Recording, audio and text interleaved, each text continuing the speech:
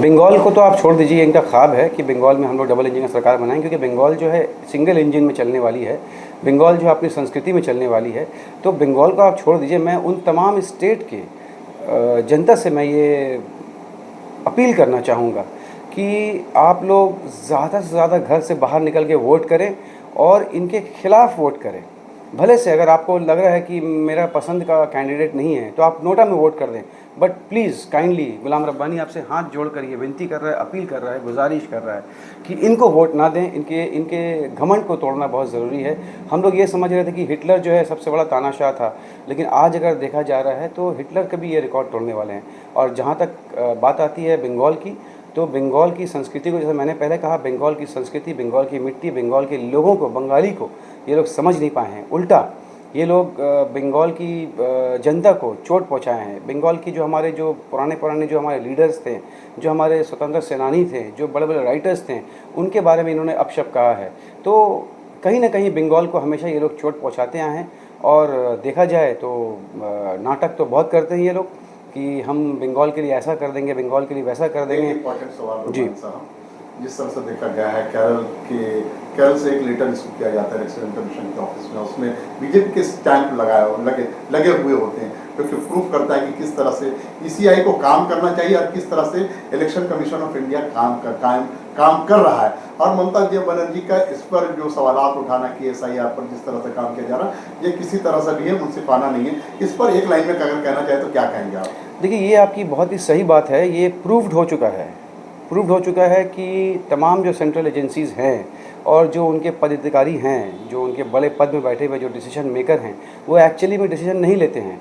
उनको उनके आका उनको देते हैं कि ये आपको डिसीजन लेना, वो लेना पड़ेगा। ये आपको मैं मिसाल देकर कह सकता हूँ कि आज स्मार्टफ़ोन का ज़माना है, इंटरनेट का ज़माना है, हाई स्पीड इंटरनेट का ज़माना है। आप यूट्यूब खोलें और यूट्यूब खोल कर आप x governor of RBI, reserve bank of India, उनका मैंने बहुत स्टडी किया है, उनके बातों को स्टडी किया है, बहुत कुछ सीखने को मिला है। Every day is a learning day. आज भी हम लोग सीखेंगे कि बीजेपी ने जो गलती की है, आने वाले वक्त में वो गलती कोई और ना करे, तो इनको सबक सिखानी बहुत ज़रूरी है।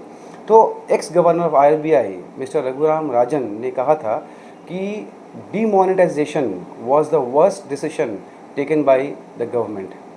तो उनको सवाल किया कि नहीं, गवर्नमेंट का डिसीजन नहीं था, ये डिसीजन तो आपका था।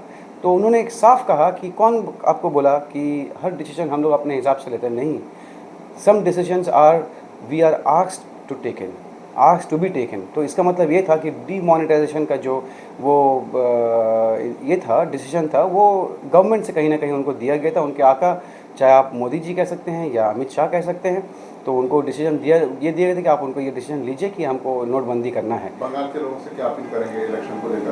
बंगाल के लोग से मैं कोई अपील नहीं करना चाहूँगा, क्योंकि बंगाल के लोग बाखूबी जानते हैं कि हमको किसको सरकार में लाना है, कौन हमारा सरपरस्त बन सकता है, कौन बंगाल का मुस्तकबिल को आने वाले गुज़िश्ता 5-15 सालों में हमने देखा है कि जिस तरह का बंगाल में हम लोग पहले थे और अभी बंगाल कैसा है। ह्यूज डेवलपमेंट हुआ है और इस डेवलपमेंट को मतलब जो लीड करने वाली एक ही है वो मैडम ममता बनर्जी। उनके जज्बे को सलाम, उनके ताकत को सलाम, उनका संघर्ष को याद रखें और उनका संघर्ष को याद रख के वोट करें, वोट फॉर ममता बनर्जी, क्योंकि वही एक ऐसा चेहरा है जो बंगाल को आने वाले वक्त में बंगाल को एक वाकई में सोनार बंगला बनाएगी। और साथ साथ मैं बीजेपी को ये कहना चाहूँगा कि अगली बार जब आप लोग इलेक्शन लड़ें तो बंगाल की संस्कृति को अच्छा से स्टडी कर लें, बंगाल के माइंडसेट को आप लोग स्टडी कर लें, क्योंकि लोगों को लग रहा है ये टीएमसी वर्सेस बीजेपी होने वाला है, बट ये टीएमसी वर्सेस बीजेपी नहीं है। ये बंगाल की संस्कृति वर्सेस बीजेपी है, बंगाल की मिट्टी वर्सेस बीजेपी है, बंगाल के लोगों के वर्सेस बीजेपी है।